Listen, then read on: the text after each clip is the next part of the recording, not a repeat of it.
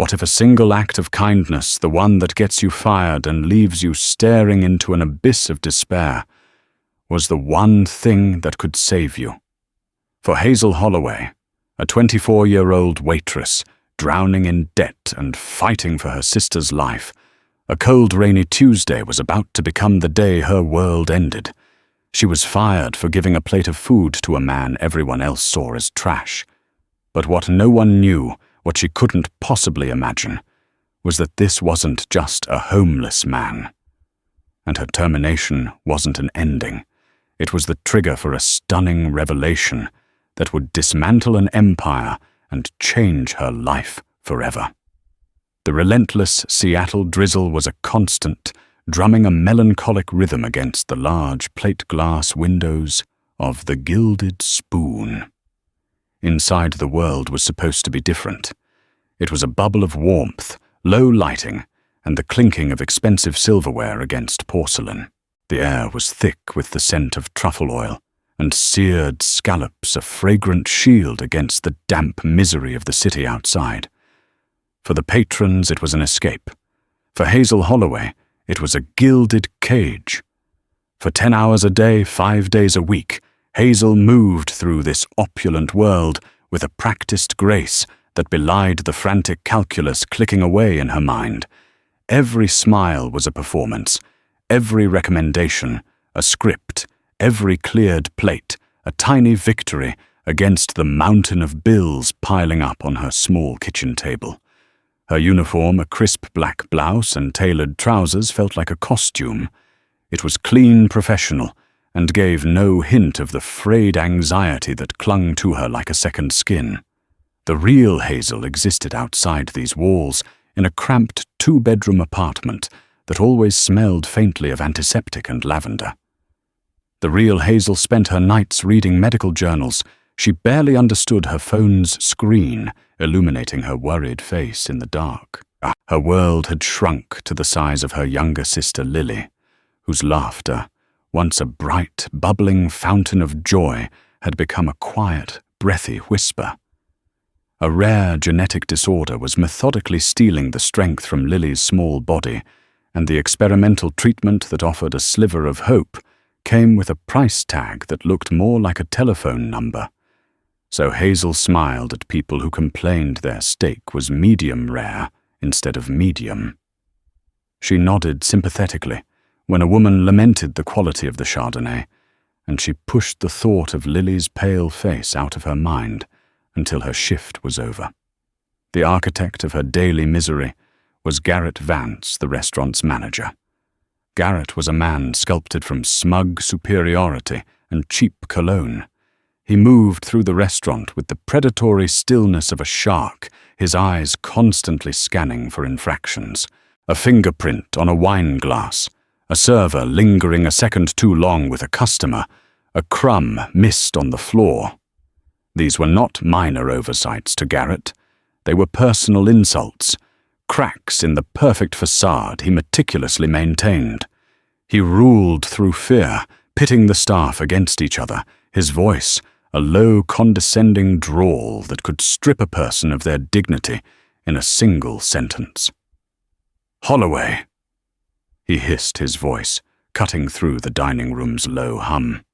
Hazel was in the middle of explaining the specials to a couple celebrating an anniversary, but she stopped mid-sentence, her smile freezing on her face. "The water glasses at table 7 are below the halfway mark. Are we rationing water now? Is there a drought I'm unaware of?" "Right away, Garrett," she said, her voice even. The couple looked uncomfortable.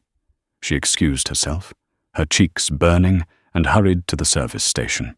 It was his favorite power play, humiliating his staff in front of the guests, reminding them of their place.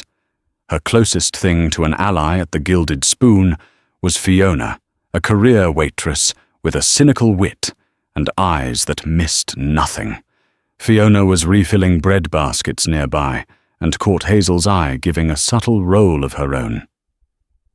"Don't let him get to you," Fiona whispered as Hazel passed with the water pitcher.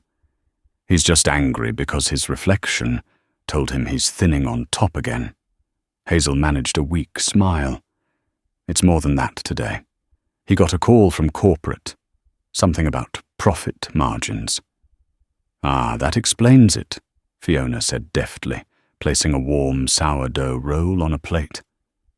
The corporate overlords are rattling his cage, so he has to come and bite us. The circle of life in the service industry. The pressure was palpable. For the past month, Garrett had been on a warpath, cutting hours, writing up staff for the smallest of errors, and instituting a strict new no-waste policy that bordered on the absurd. Leftover bread from the baskets had to be accounted for. Uneaten garnishes were scrutinized. It was all about the bottom line, a line that seemed to be drawn in red ink, according to the rumors swirling from the kitchen. As the evening rush began to swell, filling every seat and raising the volume to a chaotic symphony of chatter and clatter, Hazel fell into the rhythm of her work. She was an expert at compartmentalizing. She could simultaneously take a complex order for a table of 6, remember that table 4 needed another bottle of sparkling water, and calculate in her head how much this shift's tips would contribute to the next copay for Lily's physical therapy. Her mind was a ledger of pain and money of hope and fear.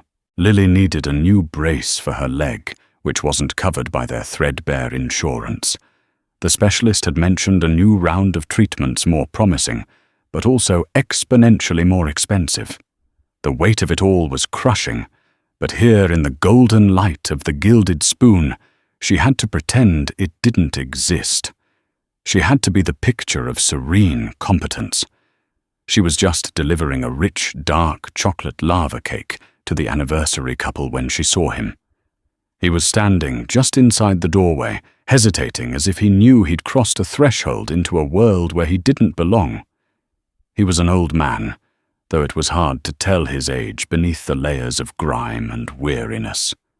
His coat was a tattered, threadbare thing, soaked through from the rain, and it dripped a small puddle onto the polished marble floor. His face was a roadmap of hardship, his beard tangled and streaked with grey. But it was his eyes that caught Hazel. They weren't vacant or wild. They were intelligent, lucid, and filled with a profound, bone-deep sadness. He held the door for a wealthy-looking family, leaving the restaurant a small act of courtesy that went completely unnoticed by them. He just stood there, a ghost at the feast, watching the flurry of activity, the sheer abundance of it all. He wasn't begging or causing a scene. He just looked hungry. Not just for food, but for warmth, for a moment's peace. Garrett spotted him at the same moment. A dark scowl twisted his features. He started striding towards the door, his posture screaming righteous indignation. "Absolutely not," he muttered loud enough for Hazel to hear. "Not in my establishment." Hazel's heart clenched. She saw the man flinch slightly as Garrett approached, already bracing for the inevitable humiliation. In that instant, she didn't see a homeless man, a problem to be removed. She saw the raw, aching vulnerability of a human being. She thought of Lily, so fragile and dependent on the kindness of others, of doctors, of nurses. And she knew she couldn't just stand by and watch. The lava cake was forgotten on the table. The anniversary couple's laughter faded into the background. In that moment, there was only the dripping man, the approaching manager, and a choice that would be made in the space of a heartbeat. A choice that would unravel her entire world. Garrett moved with the purposeful stride of a man about to squash a bug. His path was a straight line of righteous fury, aimed directly at the old man huddled by the door. "Sir!" He began, his voice dripping with condescension that was louder than any shout. "I'm going to have to ask you to leave. This is a private establishment." The old man didn't respond immediately. He simply looked at Garrett, his gaze steady, taking in the manager's pristine suit, his polished shoes, the gold watch glinting on his wrist. He seemed to shrink a little under the weight of Garrett's stare, clutching the lapels of his sodden coat. From across the room, Hazel watched her stomach twisting into a knot. Every instinct screamed at her to keep her head down, to retreat to the kitchen, to let Garrett handle it. Getting involved was career suicide. She needed this job. She needed it more than she needed air to breathe. Lily's face flashed in her mind, pale, tired, but always managing a small smile for her big sister. The image was a spear through her heart. What kind of person was she if she stood by and watched someone be treated like they were less than human simply for being poor and hungry? What kind of world was she fighting to keep Lily in, if it was one where basic compassion was a fireable offense? Before she could second-guess herself, Hazel was moving. She walked quickly towards the hostess stand, her mind racing. She intercepted Garrett just as he was about to speak again, placing a hand lightly on his arm. "Garrett, wait!" she said, her voice low and urgent. He turned to her, his eyes blazing with fury. "Holloway, what in God's name do you think you're doing? Get back to your tables." "Please, just let me handle it," she pleaded, keeping her voice down so the nearby tables couldn't hear. "He's not bothering anyone. He's just cold. Let me just give him some soup. To go. I'll pay for it myself." Garrett stared at her as if she had sprouted a second head. "Are you insane?" he hissed, pulling his arm away, as if her touch had soiled him. "You want to serve him. You want to bring that filth into my kitchen's orbit. He is a health code violation, walking. Look at him. He'll drive away the actual paying customers. Get him out. Now." His command was absolute. But Hazel stood her ground. She looked past Garrett, at the old man who was now watching their heated, whispered exchange. His eyes met hers, and in them she saw a flicker of surprise, of something that looked almost like gratitude. It solidified her resolve. "He's a human being, Garrett," she said, her voice barely a whisper, but firm with conviction. "He's cold and he's hungry. This is not a shelter, Holloway. This is a fine dining restaurant, and I am your manager." Garrett's voice dropped to a dangerous, icy calm. "I'm going to give you one final chance. Turn around, walk away, and forget you ever saw him. Or you can hand me your apron." The ultimatum hung in the air between them, heavy and suffocating. Hazel could feel the eyes of other staff members on them. Fiona was frozen by the service station, a look of sheer panic on her face, mouthing the word "no" at Hazel. The kitchen porters had paused their hands, still in soapy water. Time seemed to stretch each second, a painful pull. Hazel took a deep breath. She thought of the eviction notice she'd barely managed to stave off last month. She thought of the pharmacist's sympathetic but firm tone when he told her the cost of Lily's next refill. She thought of the crushing, relentless weight of it all. And then she looked at the old man, at his worn, tired face, and she made her choice. Slowly, deliberately, she reached behind her back and untied the strings of her black apron. The simple gesture felt monumental, a final, irrevocable act. She folded it neatly the way she did at the end of every shift and held it out to Garrett. A muscle twitched in Garrett's jaw. He hadn't expected this. He had expected her to crumble, to apologize, to scurry away. Her quiet defiance infuriated him more than any outburst would have. He snatched the apron from her hand. "Fine," he spat. "You're fired. Get your things. I want you out of my restaurant in 5 minutes." He turned his back on her, dismissing her completely, and focused his venom back on the old man. "And you out before I call the police." But Hazel wasn't done. The fear of being fired was gone, replaced by a strange, liberating calm. She walked past the stunned Garrett directly to the old man. "Sir," she said gently, ignoring the manager's sputtering rage behind her. "Please come with me." The old man looked from her to Garrett, then back to her, a deep furrow in his brow. I don't want to cause you any trouble, miss." His voice was raspy from disuse, but clear. "You're not," Hazel said, a genuine smile touching her lips for the first time all night. "The trouble is already caused.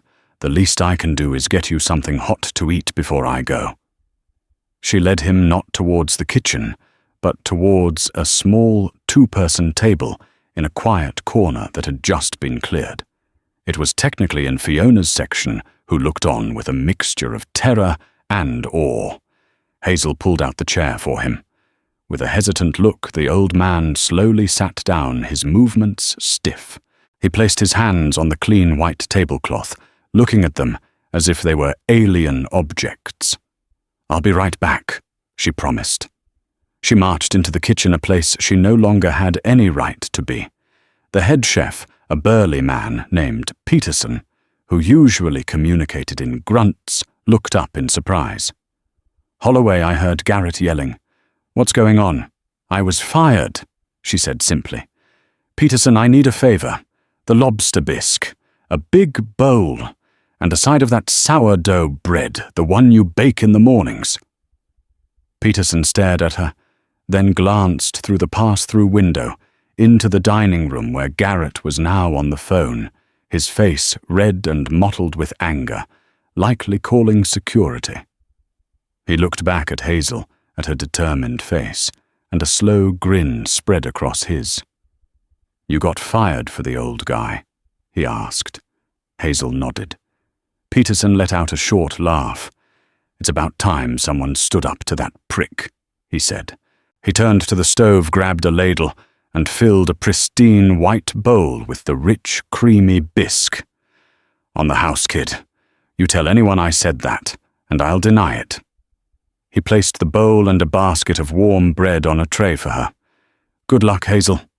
"Thank you, Peterson," she said, her voice thick with emotion. She carried the tray out into the dining room. It felt like the longest walk of her life. The entire restaurant was now aware of the drama unfolding. Diners were murmuring their forks, paused mid-air. Garrett was off the phone, his arms crossed, watching her with pure, unadulterated hatred. He was letting her do this, perhaps realizing that intervening now would cause an even bigger scene. He would let her have her little moment of rebellion before casting her out for good. She placed the bowl of soup in front of the old man. The rich, savory aroma filled the air around him.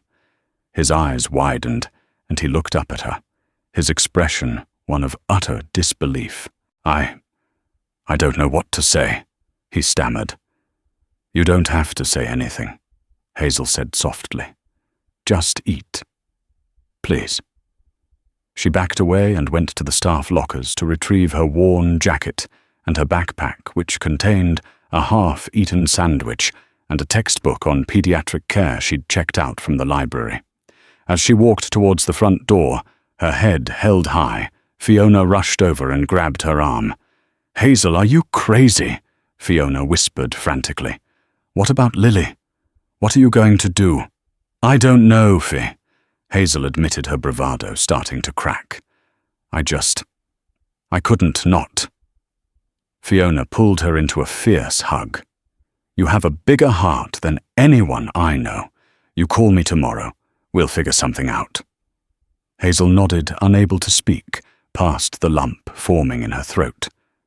She gave Fiona's hand a squeeze and walked towards the exit. She didn't look at Garrett. She didn't look at the whispering patrons. Her final glance was towards the corner table. The old man had picked up his spoon. He wasn't eating yet. He was just watching her, his sad, intelligent eyes following her every step. He gave her a slow, deliberate nod. It was a gesture of respect, of acknowledgement. Then Hazel pushed open the glass door and stepped out into the cold, unforgiving Seattle rain, jobless, and terrified the gilded warmth of the restaurant fading behind her. The walk home was a blur. The drizzle intensified into a downpour, soaking through Hazel's thin jacket in minutes, but she barely felt the cold. Her body was numb, running on a cocktail of adrenaline and rising panic. The city lights smeared and bled together through the rain on her eyelashes. Each step on the slick pavement echoed Garrett's words in her head. "You're fired. Get out." What have I done? The question hammered at her with the force of a physical blow. It wasn't just a job. It was Lily's lifeline. It was the rent money, the grocery money, the co-pay for the medication that kept her sister's pain at a manageable level. The quiet dignity she had felt in her act of defiance was rapidly evaporating, replaced by the cold, hard reality of her situation. She had traded her sister's security for a bowl of soup for a stranger. The thought made her feel sick. When she finally reached her apartment building, a run-down brick walk-up on the edge of a gentrifying neighborhood, she fumbled with her keys, her hands shaking. The moment she stepped inside, the scent of lavender and the quiet hum of Lily's nebulizer machine greeted her. It was the scent of home, of responsibility. And tonight, it smelled like failure. Lily was asleep on the couch, wrapped in a thick quilt, a book open on her chest. At 12 years old, she was small for her age, her illness having stunted her growth. Her face, even in sleep, was pale, with faint blue shadows under her eyes. But she looked peaceful. Hazel stood there for a long moment, watching the gentle rise and fall of her sister's chest. A wave of love so fierce it was painful. Washed over her followed immediately by a tsunami of guilt. She quietly slipped into her own room, a space barely large enough for a bed and a dresser. Sinking onto the mattress, she finally let the tears come. They were silent, hot tears of fear and regret. She pulled out her phone, the screen glowing ominously in the dark. She opened her banking app. The number she saw was laughably small. It wouldn't even cover half of next month's rent, let alone the specialized dietary supplements Lily needed. She scrolled through her contacts, and her thumb hovered over Fiona's name. She wanted to call to hear her friend's pragmatic, reassuring voice, but she couldn't. What could Fiona say? It would just be a burden on her. Hazel closed her eyes, pulling her knees to her chest, feeling utterly and completely alone. Sleep wouldn't come. Her mind was a carousel of worst-case scenarios: eviction, Lily's health declining, having to move into a shelter. The Gilded spoon, for all its toxicity, had been a rock. A horrible, soul-crushing rock, but a rock nonetheless, and she had just thrown it away. Meanwhile, across town, in a penthouse apartment that overlooked the glittering expanse of Puget Sound, the old homeless man ceased to exist. He had been shed like a skin in the heated garage of the most exclusive residential tower in Seattle. The tattered coat, the grimy clothes, the worn-out boots, they were all placed in a biohazard bag by a man in a sharp suit. Sebastian Thorne stood under the scalding spray of a rain shower, the water sluicing the grime and the stench of the streets from his skin. He scrubbed his hands raw, not just to get them clean, but to erase the feeling of helplessness, of invisibility. As the water ran down the drain, he felt the anger begin to solidify from a nebulous cloud of disgust into a hard, sharp diamond of purpose. When he emerged from the bathroom, wrapped in a thick Turkish cotton robe, another man was waiting for him in the vast, minimalist living room. This was Arthur Pembroke, Sebastian's advisor-lawyer, and the closest thing he had to a friend. Arthur was a man in his late 60s, with a neat grey beard and sharp, concerned eyes. He held a glass of single malt scotch. "I trust your little excursion was enlightening," Arthur asked, his tone dry. He handed the glass to Sebastian. Sebastian took a long sip, the smoky peat of the scotch, doing little to calm the fire in his gut. "Enlightening doesn't begin to cover it, Arthur." He walked over to the floor-to-ceiling windows looking down at the city lights. From up here it looked so orderly, so beautiful. A complete lie. I assume you're referring to more than just the quality of the city's shelters, Arthur prompted gently. I went into a restaurant tonight. The Gilded Spoon. Sebastian said, his voice low. Arthur's eyebrows shot up. The one owned by Sterling Restaurant Group 1 of our potential acquisition targets. The very same, Sebastian confirmed grimly. I wanted to see it from the ground up.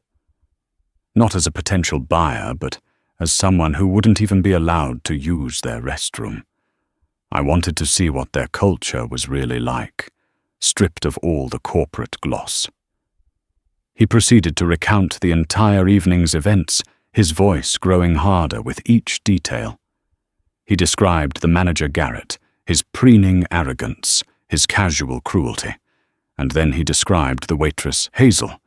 He spoke of her quiet plea, the way she stood up to her boss, the utter lack of hesitation as she sacrificed her job. He described the look on her face, not of righteous fury, but of simple, unwavering compassion. She untied her apron, Arthur. She folded it neatly and handed it to him, Sebastian said, turning from the window. In a world of people who would have looked the other way, who would have stepped over me to get a better tip, she threw away her livelihood for a principal, for a stranger, for me. Arthur was silent for a moment, processing. That's remarkable. And the manager fired her on the spot, without a moment's hesitation, then threatened to call the police on me. Me, Sebastian scoffed, a bitter laugh escaping him. The man whose company is currently vetting them for a 9-figure acquisition. The dramatic irony is certainly thick, Arthur noted. So what's your next move? A scathing letter to their CEO, pulling the acquisition offer. Sebastian drained his glass and set it down with a decisive click. Pulling the offer is child's play. Sterling Restaurant Group is rotten. I've been having my people dig into them for weeks, and what I saw tonight was the confirmation. The culture comes from the top down. Garrett Vance isn't an anomaly. He's a symptom. They squeeze their suppliers, they exploit their staff. Their health and safety record is a joke, masked by expensive lawyers. They're a cancer. He paced the room, his mind working the pieces, falling into place. For months, ever since his wife Evelyn had passed away, he'd been adrift. He'd built his empire, conquered the financial world, but it all felt hollow. Evelyn had been his conscience, his true north. Before she died, they had been planning their foundation, a legacy of giving back. Her death had stalled him, left him cynical and disillusioned. He saw grasping, sycophantic hands everywhere he looked. He'd started these undercover walks to try and find a spark of what she used to call the stubborn, beautiful decency of ordinary people. Tonight, he had found it. I'm not just pulling the offer, Arthur, Sebastian said, his eyes alight with a cold fire. I'm going to dismantle them. I'm going to use the information my team has gathered, combine it with a formal complaint from my undercover persona, and I'm going to expose every rotten corner of that company to the light. And I'm going to start with the Gilded Spoon. Arthur looked intrigued. An interesting, if aggressive, strategy. And what about the girl, the waitress, Hazel? Sebastian paused. His anger softened for a moment, replaced by a look of profound respect. Her, he said softly. She's the point of all this. She's the proof that it's not all rotten. People like her are the ones we're supposed to be building a better world for. He walked over to his desk where a file lay waiting. He opened it. Inside were documents, medical reports, financial statements. It was the file on Lily Holloway. You've been investigating her, Arthur asked, surprised. "When you told me about the potential acquisition of Sterling, I had my team do a deep dive, not just on the company, but on its employees. Random sampling. I wanted to know who we were taking on. Her name came up. A model employee with a heartbreaking personal situation. Her sister's medical file. It's grim, Arthur. She's fighting for a life.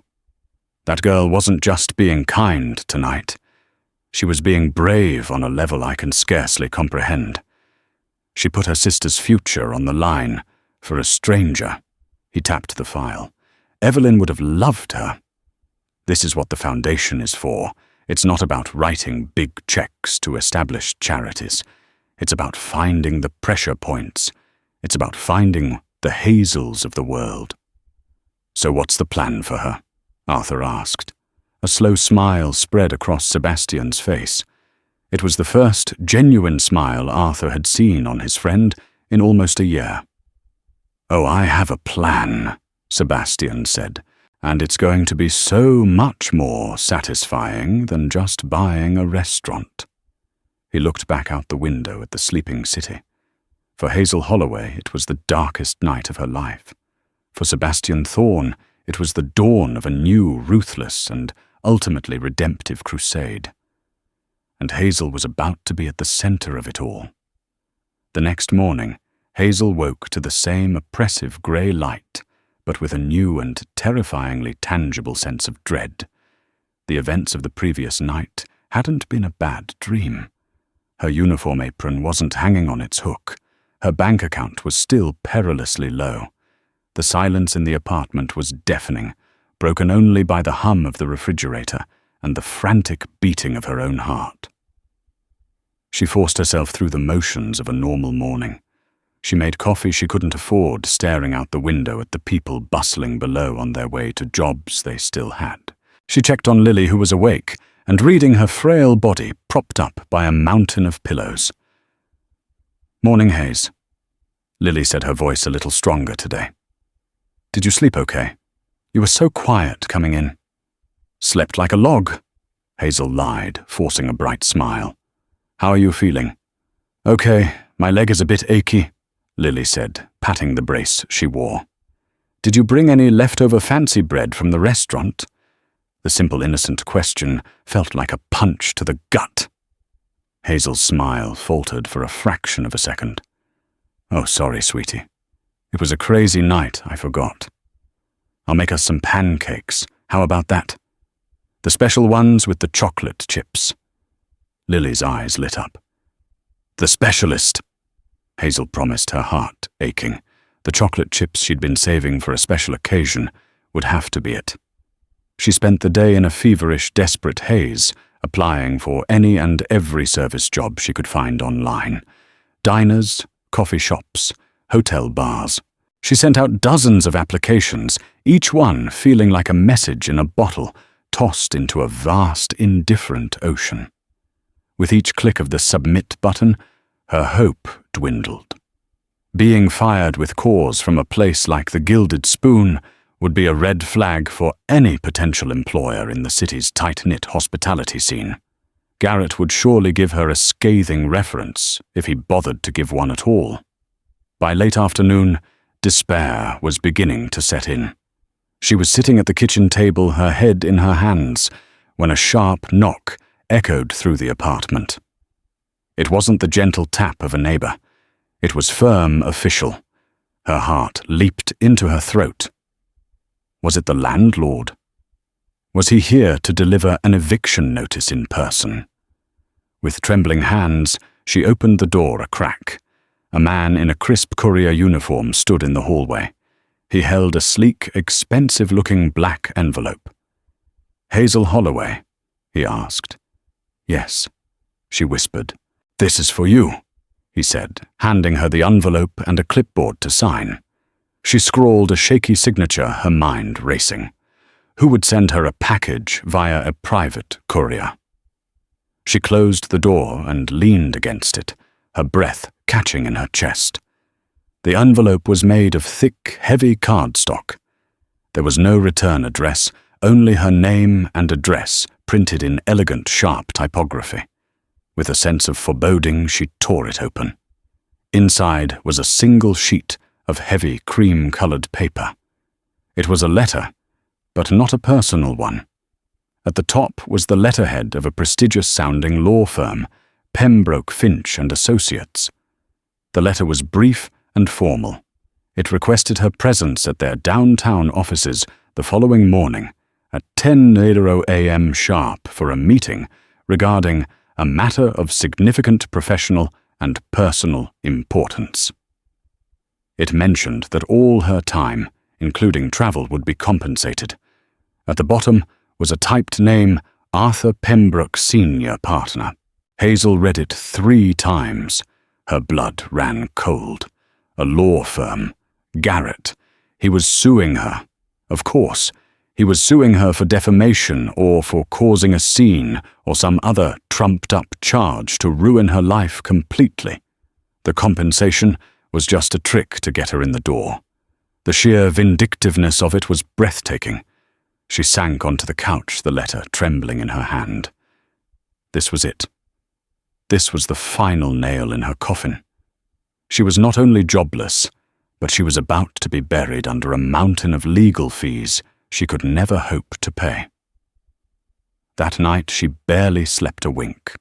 She imagined standing in a courtroom with Garrett on the stand, painting her as a hysterical, insubordinate employee who endangered the business. She pictured the smug look on his face. She felt sick with a fear so profound it was paralyzing. The next morning, she put on the nicest clothes she owned, a simple black dress and a worn cardigan, and took the bus downtown. The offices of Pembroke, Finch and Associates occupied the top 3 floors of a gleaming skyscraper that scraped the clouds. The lobby was a cathedral of marble and glass, intimidating in its silent, sterile wealth. When she gave her name to the receptionist, she was treated with a surprising level of deference. She was immediately escorted to a private elevator. The ride-up was silent and terrifying.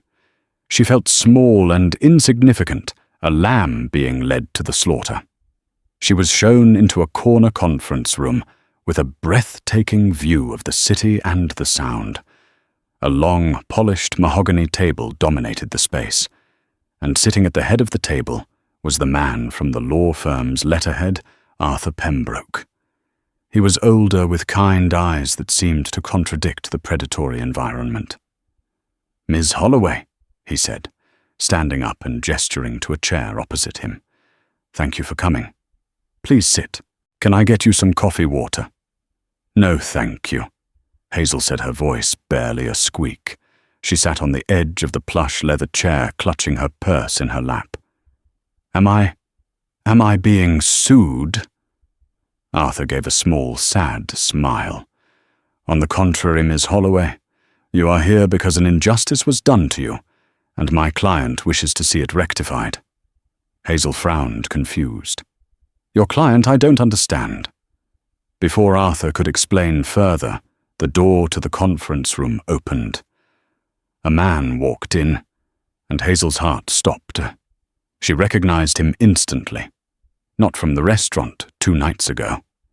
She recognized him from the covers of business magazines, from news segments about Seattle's tech boom. It was Sebastian Thorne, the billionaire, the titan of industry. He was wearing an impeccably tailored grey suit, a stark contrast to the tattered coat and grimy clothes she remembered. But it was him. There was no mistaking the eyes. The same intelligent, sad eyes that had watched her from across the dining room. Hazel stared, speechless. Her mind struggled to connect the 2 images, the homeless man she'd given soup to, and the powerful, famous man standing before her. Sebastian Thorne gave her a small, slightly apologetic smile. "Ms. Holloway, I believe we've met before, though under different circumstances. My name is Sebastian Thorne. I was the man you helped at the Gilded Spoon." Hazel's jaw went slack. She couldn't form a word. The room seemed to tilt on its axis. The man she had been fired for helping was one of the richest men in the country. I imagine this is quite a shock, Sebastian continued, taking a seat next to Arthur. I owe you an apology for the deception. I occasionally find it instructive to see the world without the filter of my name and my wealth. You were, Hazel stammered. I don't understand. What you need to understand, Miss Holloway, Arthur interjected gently, sliding a thick file across the table towards her, is that Mr. Thorne's company, Thorne Industries, was in the final stages of acquiring the Sterling Restaurant Group, the parent company of the Gilded Spoon. Hazel latched onto the past tense. Sebastian confirmed, his voice hardening. What I witnessed 2 nights ago was not just an employee being wrongfully terminated. It was a glimpse into the toxic, rotten core of that organization. It was the final piece of evidence I needed. As of 9:00 a.m. this morning, our acquisition offer was not just withdrawn. We initiated a hostile takeover bid for a controlling stake in Sterling Group. Hazel blinked. A hostile takeover? Yes, Arthur explained. We are leveraging our financial power along with a significant portfolio of evidence detailing their unethical labor practices, health code violations, and financial mismanagement to seize control of the company, not to run it, but to dissolve it. We are going to break the entire company apart, sell off its assets, and ensure that men like Garrett Vance are never in a position of power again. The scale of it was unfathomable. Her getting fired wasn't just a small injustice, it was the catalyst for the destruction of a corporate empire. She felt dizzy. Garrett, she whispered. Mr. Vance was terminated this morning, Sebastian said flatly. Along with the entire regional management team and several key executives at Sterling's corporate headquarters. The Gilded Spoon will close its doors permanently at the end of business today. Hazel just stared at the file on the table, unable to process the sheer magnitude of what was happening. But Sebastian wasn't finished. That, however, is not the main reason you are here, he said, his tone softening. That is just business. This is personal. My team does very thorough research, Ms. Holloway. On companies, on people. I know about your sister Lily. Hazel's head snapped up, her eyes wide with alarm. My sister. Sebastian pushed the file closer to her. Please open it. With trembling fingers, she opened the file. The first page was not a legal document. It was a letter of acceptance. It was from the Seattle Pediatric Specialty Clinic, the very place that offered the experimental treatment Lily needed. The letter stated that an anonymous benefactor had established a grant to cover the full, comprehensive cost of Lily Holloway's treatment for the next 5 years, including all associated therapies, medications, and equipment. Tears welled in Hazel's eyes, blurring the words on the page. She looked up at Sebastian Thorne, her expression a mixture of disbelief, confusion, and dawning, overwhelming gratitude. My wife Evelyn passed away last year, Sebastian said, his voice thick with emotion. We were in the process of creating a foundation dedicated to helping children like Lily and supporting the families who fight for them. When I saw what you did, the sacrifice you made, you embodied everything she believed in. You showed me that the decency I was looking for in the world still exists. It's not a transaction, Ms. Holloway. It's not a reward. It is me trying to honor my wife's memory by helping someone who is truly deserving of it. The tears that had been welling in Hazel's eyes finally broke free, streaming down her face. They weren't tears of fear or sadness. They were tears of profound, life-altering relief. The weight she had been carrying for years, the crushing, suffocating weight of it all, was suddenly miraculously lifted. The stunning revelation wasn't just that she had helped a billionaire.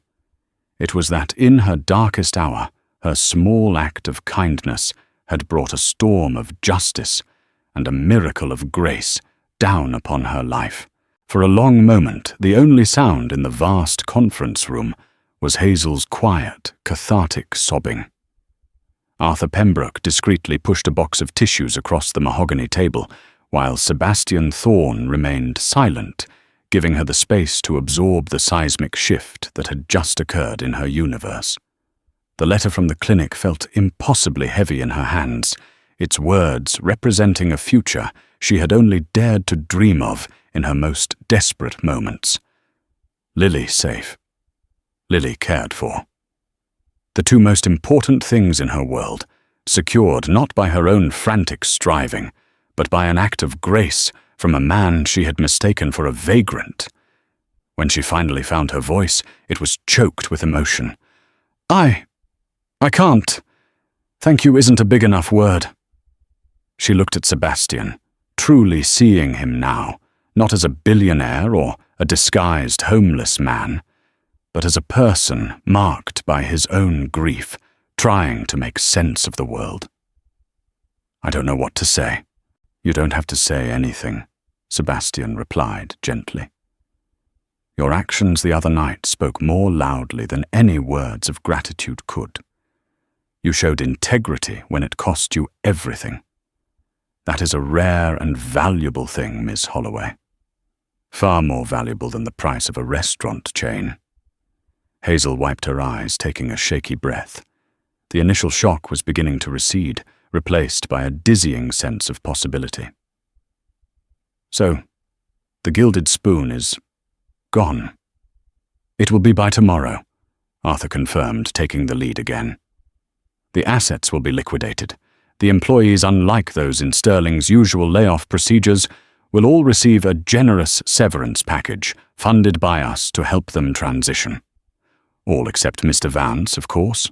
We've already spoken to several other staff members, including a Ms. Fiona Riley, who gave a very colourful and corroborating account of the events. A small, genuine smile touched Hazel's lips at the thought of Fiona getting the last word with corporate. She's a good friend. Indeed, Sebastian said. Which brings me to the second reason you're here. The first was to deliver the news about your sister. The second is a proposition. Hazel's brow furrowed. She had assumed this was the end of it. He had saved her sister, destroyed the man who wronged her. What more could there be? She braced herself, a part of her, expecting him to offer her a restaurant to manage or a check with an absurd number of zeros. The thought made her uncomfortable. She didn't want to be a charity case, a project. People in my position are surrounded by sycophants. Ms. Holloway. Sebastian began, his tone becoming more businesslike, though the warmth didn't leave his eyes. They tell me what they think I want to hear. They agree with my every idea. It's isolating. It also makes for terrible business and even worse philanthropy. My late wife was the only person who would tell me without hesitation when I was being an idiot. He paused, a flicker of pain crossing his face before he composed himself. The foundation I mentioned, the one that is funding Lily's care, is not just a name on a letterhead. It's real. It's called the Evelyn Thorne Foundation for Pediatric Wellness, and I am formally launching it next month. He leaned forward, his gaze direct and serious. I am not going to offer you a restaurant. I don't think that's where your talents lie.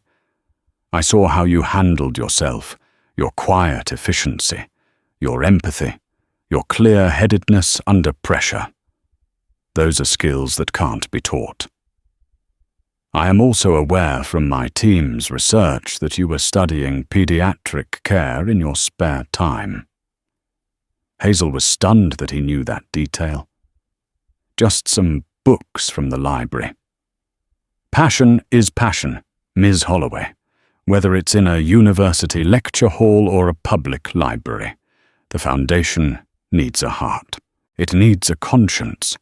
It needs someone on the inside who understands what families like yours actually go through, not just the medical charts and the financial statements, but the day-to-day fear, the small victories, the bureaucratic nightmares. It needs someone who will advocate for the people, not the bottom line. He let that sink in before delivering the final stunning proposition. I am not offering you a handout. I am offering you a job, a key position, Director of Family Advocacy for the Evelyn Thorne Foundation. You would be the primary point of contact for our recipient families. You would help them navigate the healthcare system, ensure they are receiving all the support we can offer, and provide feedback to me and the board on how we can improve our services. You would be their voice. You would be our compass. Hazel was speechless. This wasn't what she had expected at all. He wasn't offering her a reward. He was offering her a purpose that aligned perfectly with the secret, desperate hope she harbored in her heart to one day be in a position to help people like Lily to ease the burden on families like her own. He wasn't giving her a fish. He was giving her command of a fleet. A job, she finally managed to say. But I don't have a degree. I was just a waitress. You were never just a waitress, Sebastian corrected her firmly. You were a person of character working as a waitress. You have more relevant life experience for this role than anyone with a PhD who has never had to choose between paying rent and paying for medicine. We can provide any training you might need in management or administration. What we can't train is empathy, courage, and integrity. You already have those in abundance. Arthur slid another document across the table. It was a formal employment contract. The salary listed was more than she would have made in 5 years at the Gilded Spoon. It included full health benefits for both her and Lily, a retirement plan, and a generous amount of paid time off. This is too much, Hazel whispered, overwhelmed. It's the appropriate compensation for the role and the responsibilities it entails, Arthur said matter-of-factly. We want you to be able to focus entirely on the work, without the personal financial pressures you've been under. Hazel looked from the contract to Arthur's kind face to Sebastian's expectant one. The fear that had been her constant companion for years was gone, replaced by a burgeoning, brilliant excitement. This was a chance to build something, a chance to turn her own pain and struggle into a force for good. It was a new beginning she could never have conceived of. You would be working closely with me, Sebastian added. I need someone who isn't afraid to tell me the truth. Someone who will tell me when a policy is hurting families instead of helping it them. After what I saw you do for a complete stranger, I have no doubt you are that person. She thought about it for a full minute, the reality of it solidifying in her mind. She would be able to be there for Lily's appointments, not having to beg for a day off. She would be able to use her experiences to prevent other families from falling into the despair she had known. She would be able to make a real, tangible difference. A slow, radiant smile spread across her face. It was the first truly happy, unburdened smile she had worn in years. Yes, she said, her voice clear and strong. Yes, I accept. Sebastian Thorne returned her smile, and for the first time, the sadness in his eyes seemed to recede, replaced by a spark of genuine hope. In that room, high above the city, a waitress who had lost her job and a billionaire who had lost his way found a common purpose, forging an unlikely alliance that would change not just their own lives, but the lives of countless others. The Gilded Spoon was a memory. The future was an open door. 6 months later, the oppressive Seattle drizzle felt different to Hazel. From her bright, modern office on the 24th floor of the Thorn Industries building, it was just weather-washing the city clean. Her new reality felt just as cleansing. One wall of her office was a large cork board, not for corporate targets, but for the smiling faces of children the Evelyn Thorn Foundation was helping. In the center was a radiant photo of her sister Lily. The foundation's support had been miraculous. Lily was thriving the experimental treatments, giving her back the energy and laughter that her illness had stolen. She was back in school part-time, her walk confident, her future bright. The crushing weight of her care was gone, replaced by the security of knowing she was in the best possible hands. This peace allowed Hazel to transform. The anxious waitress was gone, replaced by a confident director of family advocacy. She poured her past struggles into her new role, becoming a fierce and empathetic champion for families navigating the terrifying labyrinth of pediatric illness. Her relationship with Sebastian Thorn had solidified into a powerful professional partnership. She was his conscience, the grounding force he needed. In their regular meetings, she was unafraid to challenge him, pushing for more holistic support, not just covering medical bills, but helping families with the cascading crises of lost wages or housing insecurity. He listened, trusted her judgment, and approved her proposals. He saw the tangible results of his wealth, not in spreadsheets, but in the photos on her wall, and the gratitude in the letters they received. The cynicism that had gripped him since his wife's death was receding, replaced by a quiet, determined purpose. The ripple effect of that single act of defiance continued to spread.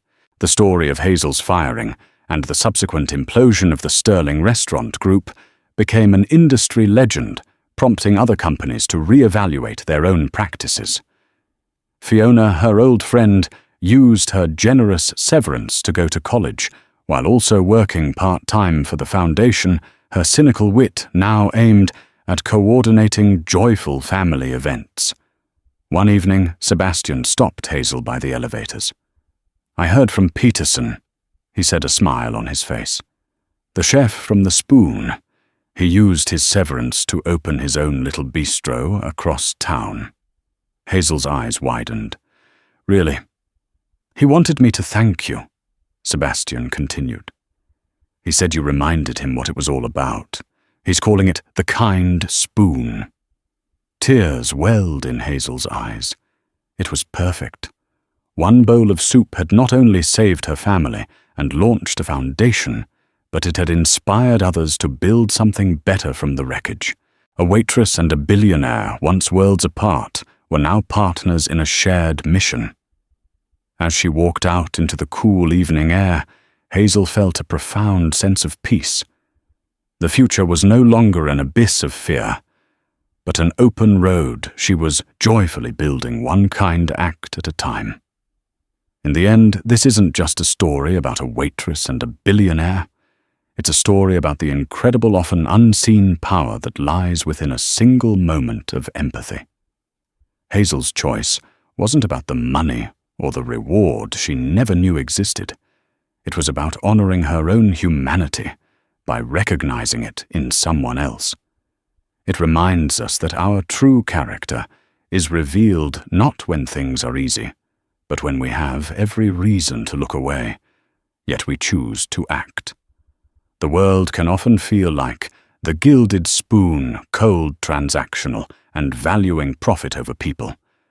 But stories like this prove that compassion is the real currency.